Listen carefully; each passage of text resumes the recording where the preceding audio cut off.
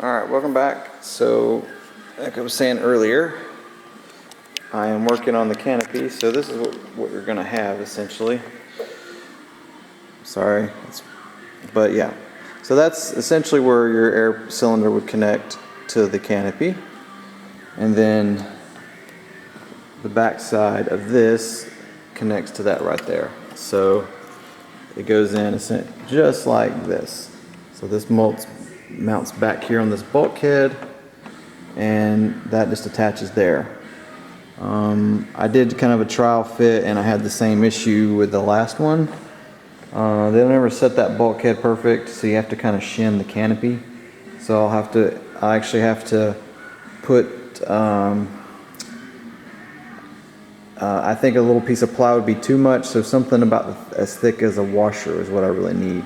It just needs to come out like about 2 millimeters to make clearance from the aft portion of the canopy here. Because if it's too close in there, it hits and doesn't want to come up. So I need about, like I said, about 2 millimeters of push out to get the canopy just a hair forward, so when it seats, it doesn't catch that back lip. So so I got to find something that I can do like a broad, because last time I just did freaking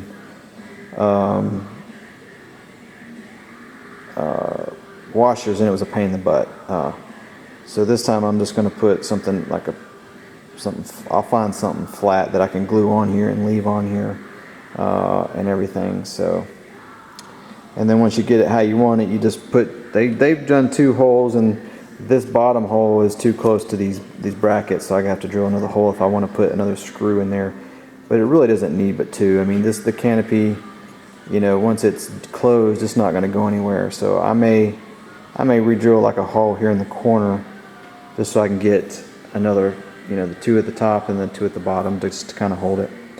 But once that's done, I'm going to take, and I'm going to use these mounts. I got to trim a little bit out of this backside. Instead of breaking these off and putting the bracket on, I'm just going to cut just a little bit. Let me show you. Where's my other? Oh, never mind. Anyways, so the thick part, the mount is thinner. The mount point on the back of the servo is thinner than those. And then it comes up and it gets wide.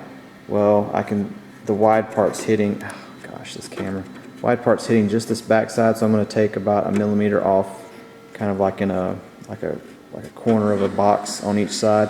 That way it'll rotate and not like, because if you put the bolt in now, it'll hit that and it'll stay sticking up like this and won't lay flat. So you have to trim on the inside a little bit to get it to where it rotates down.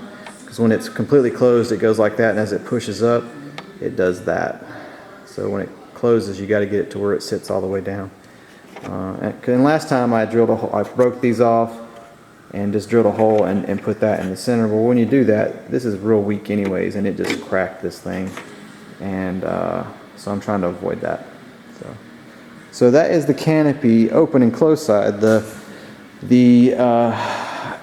lock side is going to be like this. So this is the nose section here. I just got it sitting on the tail. It's upside down. So the way they have it, the air cylinder, which I've already cut off, I used a bit and just cut away the epoxy, and the air cylinder, the locking cylinder, was right there. So it's no longer there,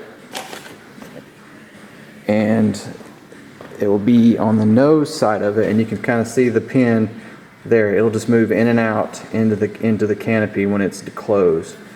The only thing I need to do is what I did last time, is I just took a piece of brass tubing, ran it over through this wall, put some glue, and then let it dry after I got the canopy and everything lined up. So I put the canopy on, close the canopy, run this, make sure get this hole how it needs to be on the canopy side, and then put the brass tube on this side, glue it in, take the pin out, cut it off flush, and then you got to put a piece of brass tubing on the canopy side too, because they just have it going through these thin walls, and that'll tear up and get loose over time. So, but it's easy. It's not as hard as it sounds. At least I remember it being easy. But that's what you're looking at. You'll have this little air cylinder or actuator, linear actuator right here. And I just glue it. And it pops off fairly easy. But this last time I had it, actually it kept from vibrations or something, it would pop off. So I probably just didn't get enough of the wax, the mold wax and stuff off last time. But this time I'm actually going to just do a bracket in the back to hold the back end of it, and the front will be kind of guided through using, where's that? Here we go. And I'll put one of these on it that goes over the front section of that. It's kind of hard to see, but that little piece goes over the top side, and there's a bar that runs across underneath, and I'll actually glue that down so it'll hold the front side of the actual actuator. So just got it sitting there, and that's kind of what you're looking at. Man, this camera sucks. All right.